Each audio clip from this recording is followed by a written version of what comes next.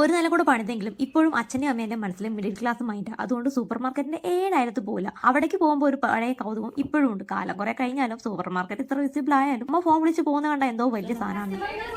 ഈ കസ്റ്റമറിന് ഇപ്പോഴും വിലദേശി വാങ്ങാനാ ചേച്ചി താല്പര്യം. എനിക്ക് ഇതുവരെ യൂസ് ചെയ്യാനുള്ള ഭാഗ്യം കിട്ടില്ല. അതുകൊണ്ട് തന്നെ ഞാൻ യൂസ് ചെയ്യുന്ന കാര്യത്തിൽ ഒരു കുറവില്ലായിരുന്നു. ആവശ്യത്തിനൊന്നും വന്നാലോ ഈ കുപ്പി ഗ്ലാസ് കാണുമ്പോൾ എന്താണെന്നല്ല പൊട്ടിച്ചിടാനാ ഭയങ്കര തോന്നും. ബില്ല് കാണുമ്പോൾ നമ്മൾ ഞെട്ടിപ്പോ. അതിനിടയിൽ ഞാനൊരു പേസ്റ്റും കൂടെ അടിച്ചു മാറ്റി നേരെ ബില്ലിങ്ങിന് വന്നിരുന്നതാ. സമയം 1:30 ആയതുകൊണ്ടാണോ എന്നറിയില്ല. പക്ഷേ സൂപ്പർ മാർക്കറ്റിൽ ഒടുക്കത്തെ തിരക്ക്. ഞങ്ങളുടെ സാധനങ്ങൾ നേരത്തെ സെറ്റാക്കി ടൈം കളയാൻ വേണ്ടത് ഈ സാധനത്തിന്റെ പേര് ഞാൻ മറന്നു. ഇത് കളിച്ചുകൊണ്ടിരുന്നു കുറച്ചു നേരം. പിന്നെ ഞാൻ കുറച്ചു നേരം സൂക്ഷ്മദർശിനി കളിച്ചു. പക്ഷെ മ്യൂസിക് കിട്ടിയില്ല. എടുത്ത് കയറ്റി മ്യൂസിക് ആണെങ്കിൽ എഡിറ്റ് ചെയ്യുന്ന സമയത്ത് വർക്കും ചെയ്തില്ല. അതിനിടയ്ക്ക് ഇത് എന്താണെന്ന് ആലോചിച്ചു. പിന്നെ കിട്ടി അത് കോമ്പസിന്റെ ലേറ്റസ്റ്റ് വേർഷൻ ആണെന്ന് തോന്നുന്നു. ഇനി ഞാൻ എടുക്കാൻ പോകുന്ന 2 മുതലും എനിക്ക് പ്രിയപ്പെട്ട ഒരാൾക്ക് ഡെഡിക്കേറ്റ് ചെയ്യാം. ആളുടെ ദേഷ്യം ഇങ്ങനെങ്കിലും കുറെ നോക്കിയാലോ. ബില്ലിങ്ങില് അമ്മ ക്ഷമാപൂർവ്വം നിന്നപ്പോൾ കുട്ടികളിൽ പയറ്റുന്ന മാർക്കറ്റിംഗ് തന്ത്രങ്ങളായിരുന്നു എന്റെ കൺമുന്നിൽ. ഒരുവിധം അതൊക്കെ ഒരു ബില്ല് വാങ്ങി ഇറങ്ങാൻ നേരം ഒരു ഭാഗ്യപരീക്ഷണത്തിന്റെ പെട്ടി കണ്ടു. പേരും നമ്പറും കൊടുത്ത് എഴുതിയില്ലേ ഞാൻ അങ്ങ്. നമുക്കെങ്ങാനും ഭാഗ്യത്തിന് കിട്ടിയാലോ. വെറുതെ ഇവിടെ ഉണ്ടല്ലോ.